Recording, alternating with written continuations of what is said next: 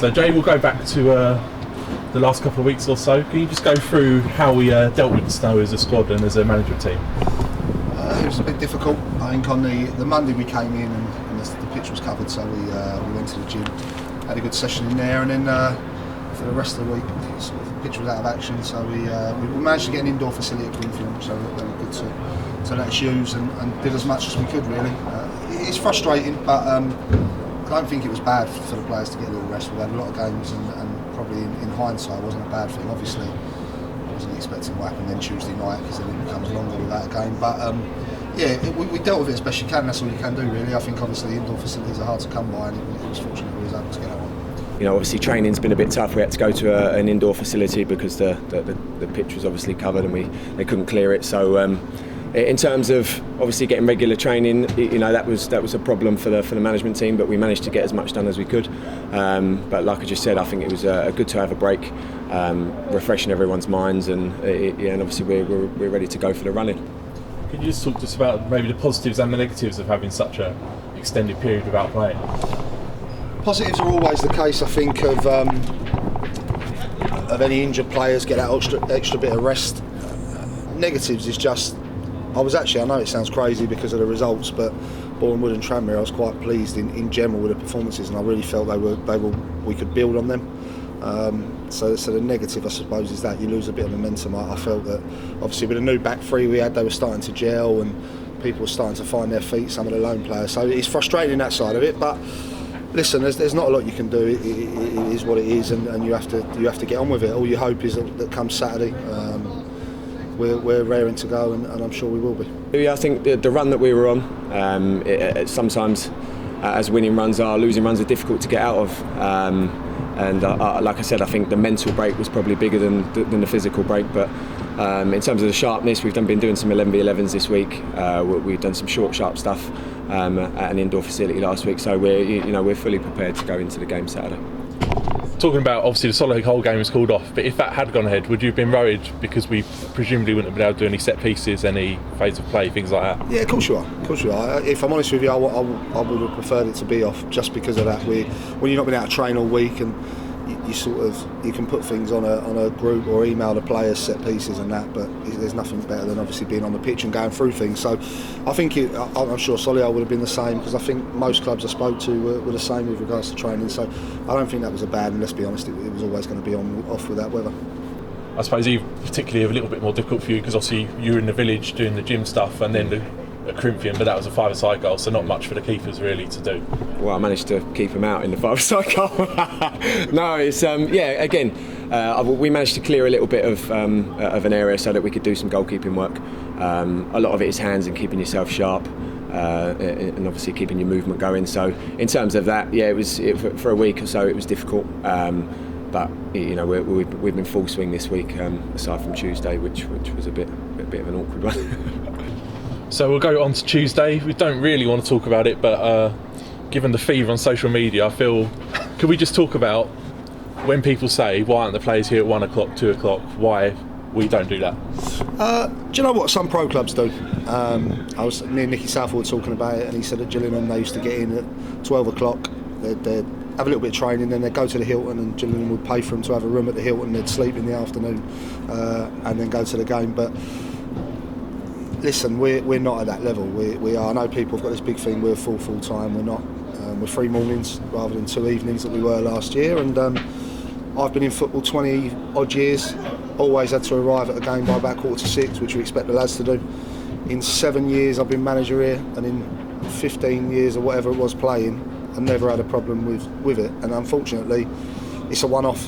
So I get people's frustration. We're frustrated as I am, losing people like Stuart Lewis not being available, but it is the way football works. Most clubs arrive at the ground at that sort of time, and I think Folkestone had it a month or so ago. I was going to watch Haybridge when we had them in a trophy, and Folkestone had a similar thing. Thurrock couldn't get across the tunnel, and it was called off. And unfortunately, you can't prepare these things. Yeah, in hindsight, we can say, well, okay, we could have got the lads here at 4 o'clock, but we haven't got a crystal ball, and we don't know what's going to happen. So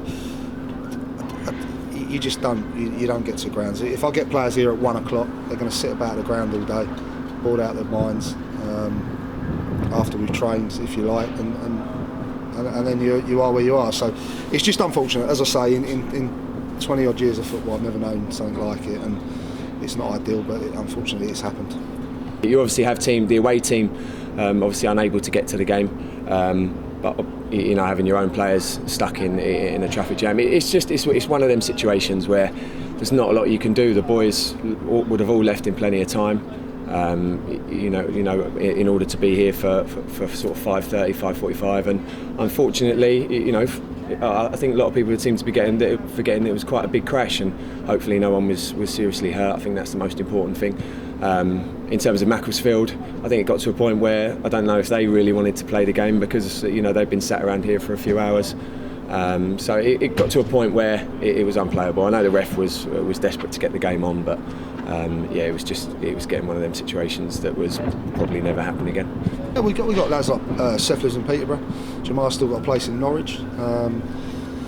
But obviously Will de Havilland's on loan. He's coming from a fair old trot. He's got a good 2 odd hours, and it's just you can't. And then you've got Pax who lives by Thurrock, and unfortunately he's got stuck in it, and he was the one furthest back in it. But he's never had a problem in all the years he's played for me here. So listen, it's no one's more disappointed than us. I was really looking forward to the game. I honestly felt it was a game we could get a result out of. So we were really disappointed, but I know there's been a backlash on the media thing, and I've had some people tweet me and stuff, but I think they have to realise where we're at. We're not a club at the moment that can afford to pay players to come and spend the whole day down here, and some of them do unfortunately still work. And something in the future, I'd love to get to a level where we can put people up in hotels all day and that, but obviously all that comes at a big cost.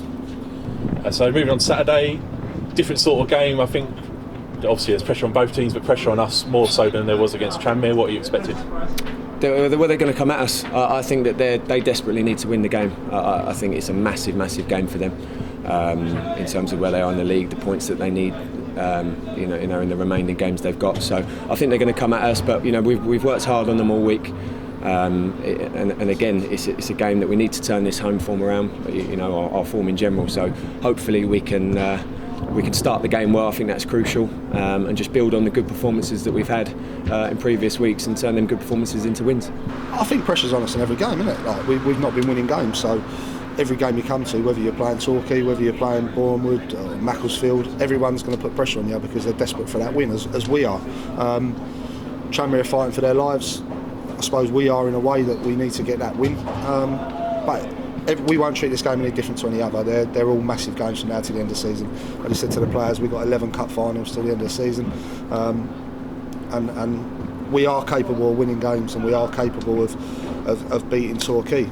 It's just on the day, I think, making sure that we all do our jobs properly, the lads do what we've asked of them today, and we cut out them silly mistakes. There's no doubt if you look at the Tranmere and Bournemouth game, I thought we were arguably the better side in both, but a little bit of luck has cost us in both, and a little bit of switching off. But I do put a lot of that down to some of the lads, Will and Dean and Finney.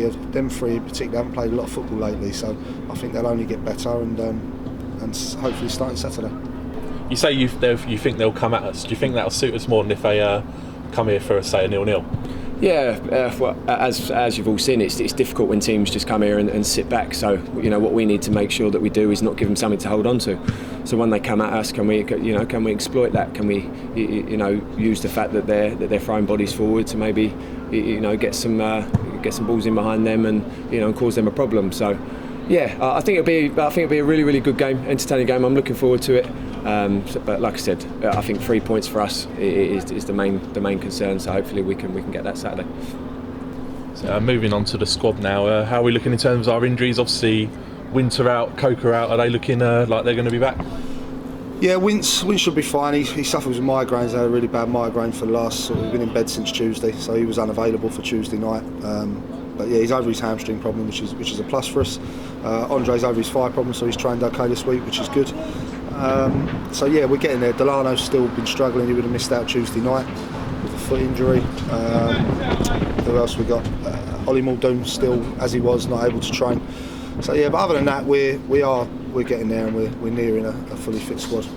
So we're looking towards sort of the transfer deadline now for the National League. Are there any sort of changes you're thinking about before that comes to pass? Yeah, we've going out the door. Magnus has gone on loan to Welling. I think it's important. He's not been in the squad lately, and I think he needs to go out and play. So he's gone out and Welling. We've got a call back on him. So if need be. Coming in, we've just taken. We're signing it today. Michael Phillips from Crystal Palace, who's can play midfield or at full-back. He's signing on a permanent, which would be a good addition. He's a young lad. He's been involved in their Premier League squads, and he's got a good future ahead of him. So it'd be a good addition. And we're also doing Blair Turgott on a permanent as well, which is good. Obviously, with all the loans we've got, I want to make them a bit more permanent if we can. I'm also had a chat with Paul Doswell this morning regarding Dean and Ross, and I'll go in and have a chat with Bill and Terry and see what we can do with them as well. I was going to say, we were up to 6 loanees, and obviously you can only play 5, so important to try and get one of them on a permanent deal. Yeah, definitely. Hence why we wanted to push one of them through at least, because I didn't really want to leave one of them out. Obviously, Dean and Ross's loans finish on Saturday, so we kind of want to get to where we're at with them. Ideally, I'd like to know after today, by the end of today, really where we're going to be at, because admittedly, neither of them will be able to play against Sutton whatever we do, so we have got a little bit of time with them. But I think for both the players and both clubs, it'd be nice to know where we're going with them.